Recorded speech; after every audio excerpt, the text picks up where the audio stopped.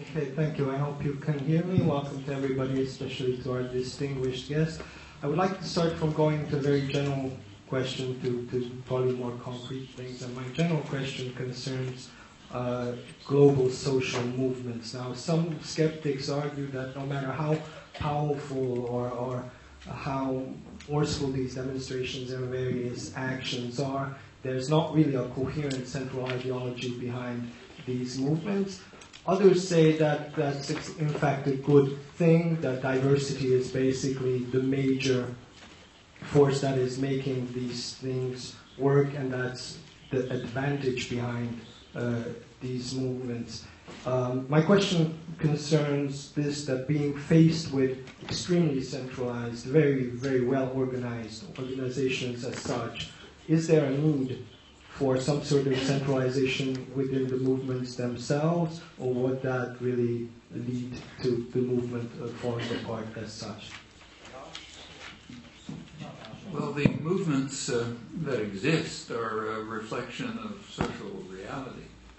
I mean, you can't make a decision to impose a central authority on widely decentralized movements all over the world, which have their own interests and concerns and share some general framework, but are working on particular problems. So landless workers in Brazil and peasants in India and steel workers in the United States and so on have some overall general concerns, like, say, protecting an environment in which their grandchildren can survive, or preventing nuclear war, and so on. Those are general concerns, but they're very specific ones.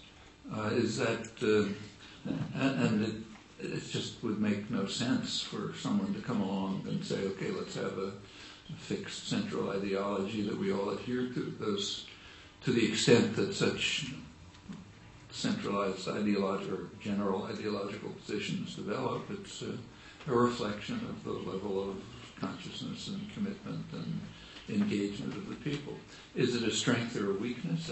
My own feeling is it's a strength. The centralized, this is, ever since if you look at the history, ever since the origins of the modern left and labor movement, 19th century basically, a long-term goal has always been to develop some kind of an international. So every labor union is called an international, even if they don't go beyond their own city. There were, the first, second, third, and fourth internationals. They were all highly centralized and under pretty narrow elite control. The first international was actually destroyed by Marx personally when he couldn't control it any longer. The second one collapsed at the time of the Second World War. The third was just an instrument of Russian state policy, and the fourth is Trotskyist sectarian. What's happening now for the first time ever is the rise of a genuine international. If you look at the groups that come together, say, in the World Social Forum, they represent a variety of people of a kind just unimagined by the first four internationals. In fact, the reason they meet in the South, first Brazil and then India, is because that's where they arose. They arose in southern, what's called the South, the Third World. And the North, the rich countries, became involved later on. And there's a tremendous diversity of people, walks of life, men and women, anything you can imagine is involved there, and they share plenty of concerns, and they work on very specific issues, and it's developing into what could be the seeds of the first genuine international. But then it is, where such social movements will go, of course, you can't predict. One of the best things about the World Social Forum, more than its annual meetings, is that it has spawned lots of regional social forums. Regional, local, some of them small towns have their own social forums, and they adapt the general concerns to what their own particular live interests are. It can be rather local. And then it sort of feeds back into the general system. In fact, the World Social Forum itself meets alongside of other international meetings. So the last one I went to happened to be in Porto Alegre last year.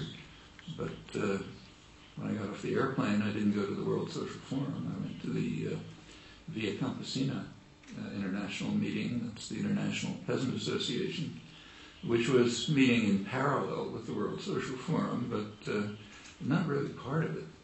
The international peasant organizations, which peasants are, after all, a large majority of the world's population, they have their own problems, and they were working on them. There was some interaction with the World Social Forum. It's friendly and so on, but separate.